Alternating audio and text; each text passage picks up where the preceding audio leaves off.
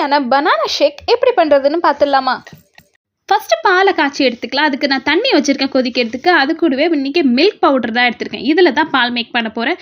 அந்த கொதிச்ச தண்ணியை நல்லா அதில் ஊற்றி நல்லா ஒரு கொதி வந்தோடனே ஆஃப் பண்ணிடுங்க ஆறுறதுக்கு.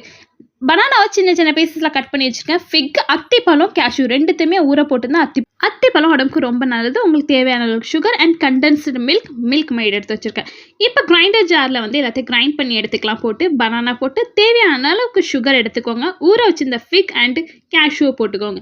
தென் இது கூடவே நான் கண்டென்ஸ்டு மில்க் எடுத்துக்கிறேன். உங்கள்கிட்ட இது இல்லைன்னா நீங்கள் தாராளமாக வெறும் சுகர் கூட எடுத்துக்கலாம்.